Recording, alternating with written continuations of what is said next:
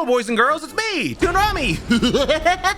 Bad touch, stranger danger. Today, we are going to be doing a Toonami Q&A. A what? Sounded like a dead bird. A what? A Q&A. I've been screaming a lot today. So I asked the members on the channel, shout out to all of you members, to post a question for an upcoming Q&A video, and a lot of you guys did, so we are going to be answering some of them right now. What are some of the best memories you have formed while being a YouTuber? Also, I love you, man. LRB for life. If you don't know what that is, BWE is basically the abbreviation of Beerus and Weiss. And for some reason, I hated that, and then it just became a thing. Some of the best memories I have of being a YouTuber. I gotta say, the fondest memory that I have is when I first started my live stream, my very first live stream. It was around 1,000 subscribers.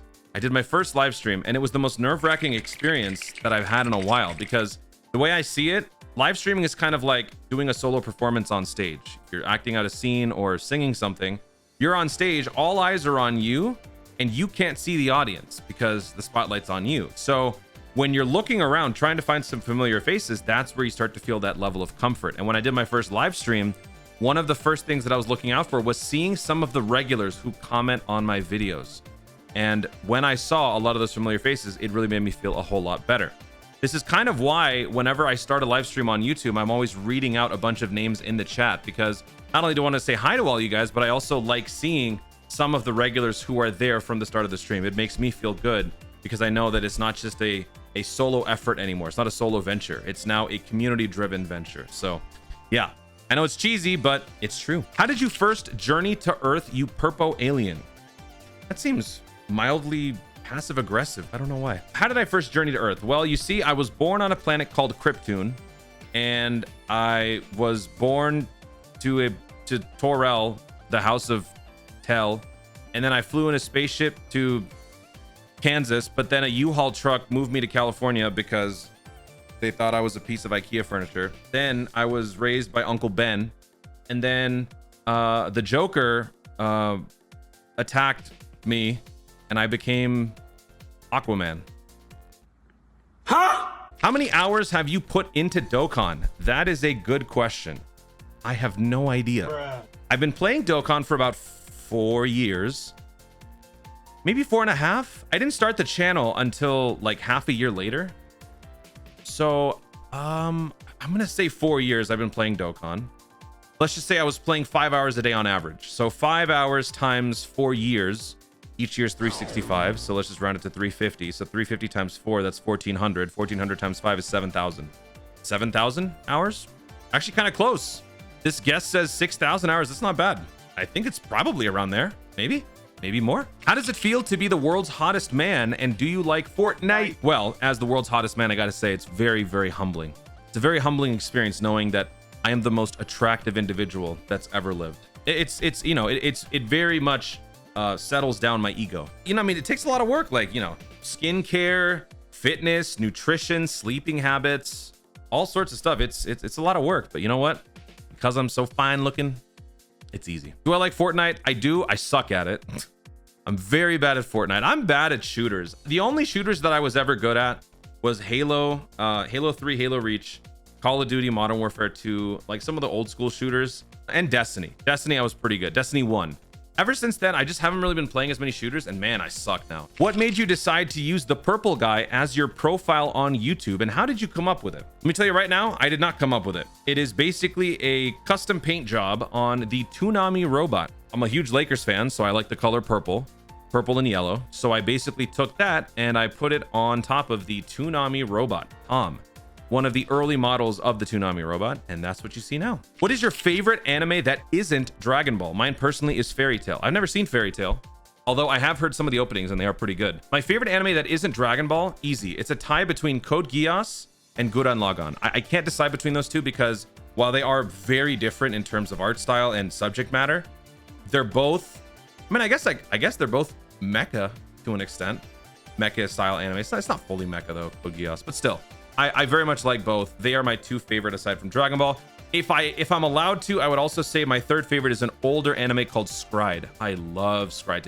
Forget it. You know what? From now on, I'm gonna say it's a tie between three. It's Scryed, Code Geass, Gurren Lagann. I love those three. If you haven't seen any of those, watch them because we can talk about that on any live stream. I will stop what I'm doing. If you want me to fail on a Dokkan event, just start distracting me with some things that I love, like those 3 anime, the Lakers, things like that. And then you'll just see me stumbling and bumbling on stream. How many voices and phrases can you do in 1 minute? That's a lot of pressure.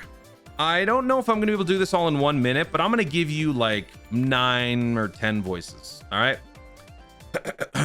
Goku's done it, hasn't he? He's finally achieved it. It's over, Yugi. Blue Eyes White Dragon. It is his way. He is attempting to inflict absolute despair on us by fighting and defeating us on equal terms. Exactly. Guess there's no need to play games.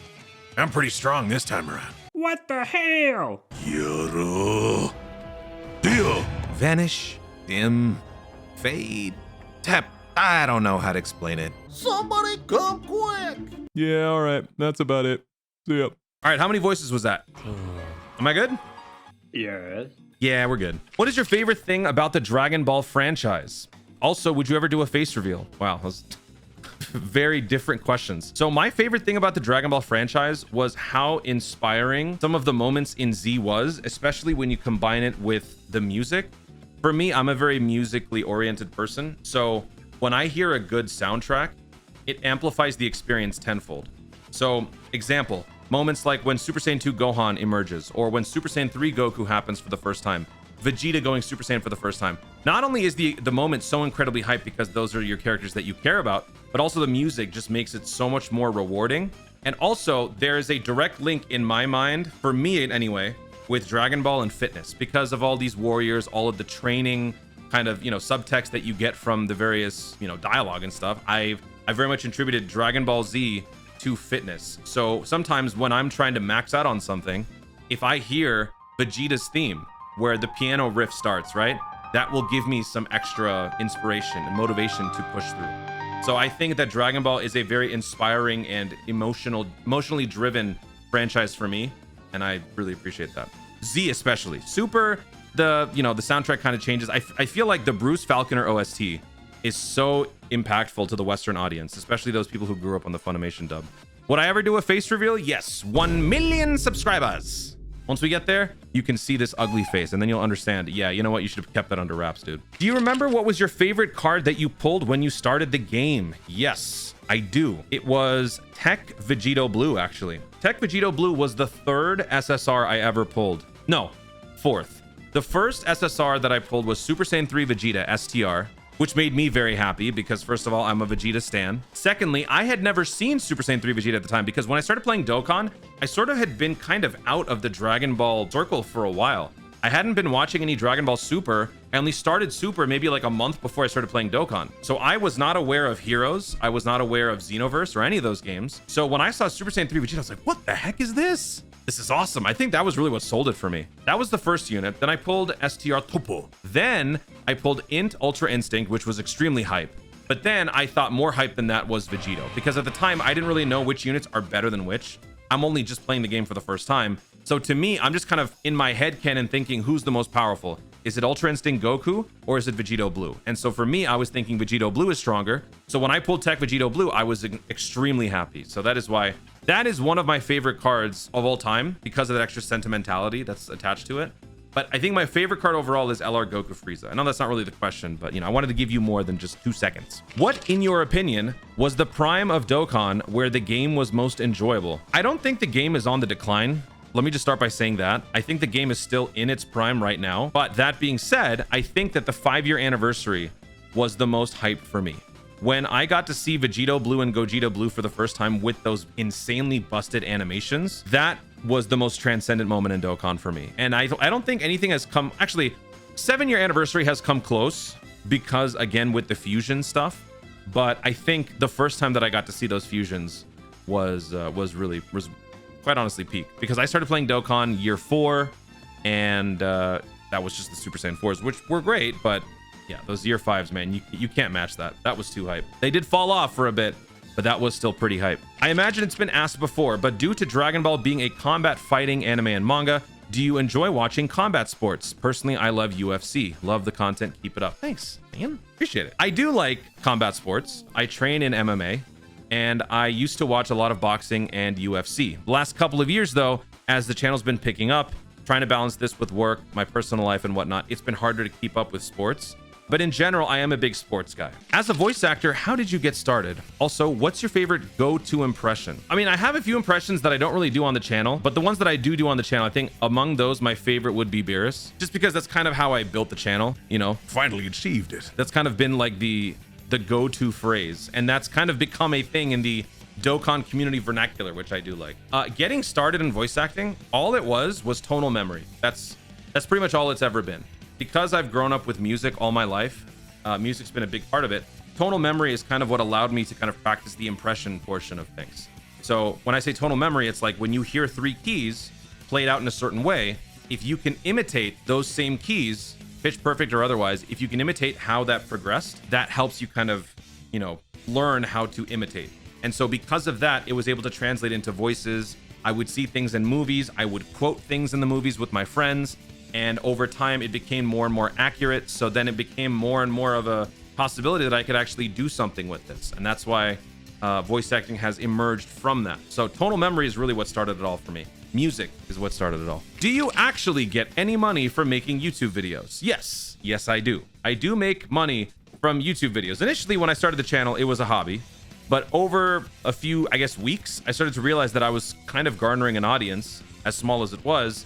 And I started to notice that eventually when I got monetized, the revenue actually did start to cover the cost of doing Dokkan, because initially there had to be some seed money, right? I had to use my own personal money to buy stones, summon on banners. But then I noticed that over time, the channel itself was pretty much paying for it. So it started to become a thing where I slowly was able to cycle off my own personal funds. And all I would do was basically use the revenue that I earned on the channel to fund the channel by putting more money into the Dokkan account. And that's basically how it's been since. It's been a perpetuating machine that's just keeps growing and growing in scale, because as the channel grows, the more the revenue grows. The revenue then goes back into the game, and the game produces more content, and then the content funds the channel, and so on and so forth. It just keeps going. That's why I went from a dolphin / minnow to now what you guys see as a whale, and in the future we'll probably expand even further. But at a certain point, I will then start to kind of allocate those funds to other things, bringing on an editor full time. Thank you, Theo. Bringing on another editor, maybe having a full team of editors to make multiple videos on any given day that is fully edited and highly produced. So eventually this is going to yield more and more for the channel, and then for me ultimately in general. Do you miss having a smaller, tight-knit community? What's something you'd love to implement in the channel or community that you haven't been able to yet? I actually don't miss the smaller community. But I will say that I think as the channel has grown, the community has become more tight-knit, which sounds counterintuitive. But because there's been more people coming to the channel, joining the Discord server, joining the community, I've been able to talk to more people. And because I do weekly voice chats every weekend, I get to talk to more and more people. I also try to communicate through DMs and Discord. I'm trying to be as communicative as I can with the community. And now that the channel's been growing, it's allowed me to talk to more and more people, and it's been nice. And honestly, I think now that the channel's been growing at this rate, it's allowed me to feel like the community's even more cohesive. More people understand my inside jokes. More people can reference things that have happened in the past. So I feel like as the channel continues to evolve, the community will become more and more tight-knit, because there will be more and more lore established between myself and you guys. And I think that's the best part of it. When it was a smaller community, if anything, it allowed me to have more time outside of YouTube and Twitch with my other responsibilities. Now it's becoming a pretty big time-consuming thing, but I can't complain. I like it. I love it. And it's why at some point I could move over to do YouTube and Twitch full-time. Content creation full-time is a very real possibility in my future.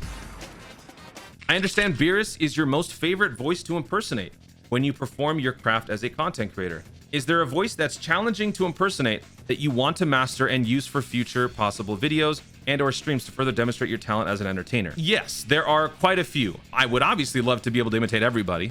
That's the ultimate goal, but I can't do that, right? But there are a few voices in particular that I'm currently trying to get better at, although I haven't really been practicing too much. Normally when I'm building a voice, it starts with the very smallest micro impression. So with Beerus, it was literally, He's finally achieved it. that's how it all started. It was either that or before creation comes destruction, but it was that small little snippet. And then over months, I would just practice that in passing. And then I would sometimes be a little bit more aggressive about it, because if I was very serious about it, I needed to learn it faster.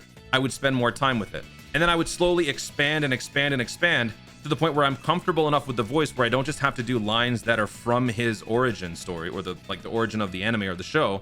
I can then improvise with my own lines.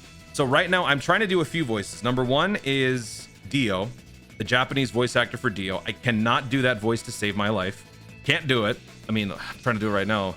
It's not even that good, right? So all I can do is practice that. Even that's not good. So over time, once I'm able to master that, I can then expand it out to other lines of dialogue, which means practicing Japanese. That will take some time. I would love to be able to do a killer Dio voice. I would also, one voice actor that I can never imitate is John DiMaggio, the voice of Bender. I cannot do his voice. If I can start working on his, that would be cool. The only thing of his that I could maybe do is when he says Dom, because he's also Marcus Phoenix in Gears of War. So he'll say Dom.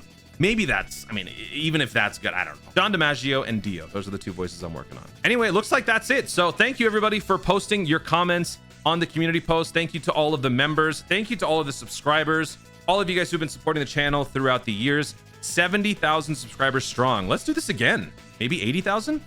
90,000? 100,000?